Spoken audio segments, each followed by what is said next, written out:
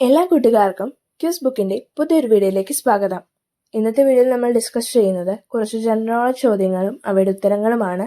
അപ്പോൾ നിങ്ങൾക്ക് ഈ വീഡിയോ ഇഷ്ടപ്പെട്ടാൽ ഈ വീഡിയോ ലൈക്ക് ചെയ്യാനും ചാനൽ സബ്സ്ക്രൈബ് ചെയ്യാനും മറക്കല്ലേ. അപ്പോൾ നമുക്ക് വീഡിയോയിലേക്ക് കിടക്കാം.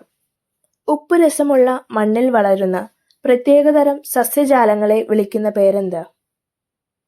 കണ്ടൽ കാടുകൾ. ബംഗാൾ കടുവയുടെ ആവാസ കേന്ദ്രം ഏത്?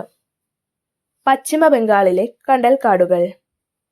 അതിജീവനത്തിനായി മനുഷ്യൻ മണ്ണിനെ ബോധപൂർവം പ്രയോജനപ്പെടുത്തുന്ന സംസ്കാരത്തെ വിളിക്കുന്ന പേരെന്ത്? കൃഷി. പ്രധാനമന്ത്രി നരേന്ദ്രമോദിയുടെ പ്രൈവറ്റ് സെക്രട്ടറിയായി നിയമിതയായ IFS ഉദ്യോഗസ്ഥ ആര്? നിധി തിവാരി. അമൃത് ഭാരത് പദ്ധതിയിൽ കേരളത്തിൽ നിന്ന് ആദ്യം പ്രവൃത്തി പൂർത്തിയാക്കിയ റെയിൽവേ സ്റ്റേഷൻ ഏത്? വടകര.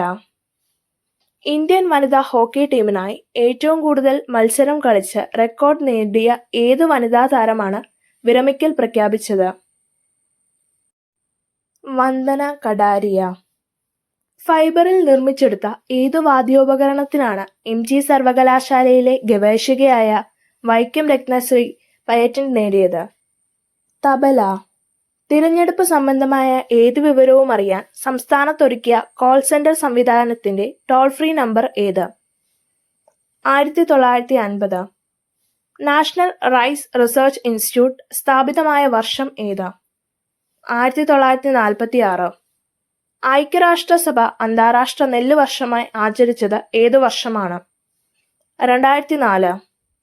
ഇന്ത്യയിൽ ഏറ്റവും കൂടുതൽ ഉൽപ്പാദിപ്പിക്കുന്ന ഭക്ഷ്യധാന്യം ഏത്? ഇതിനുത്തരം താഴെ കമന്റ് ചെയ്യാൻ മറക്കല്ലേ.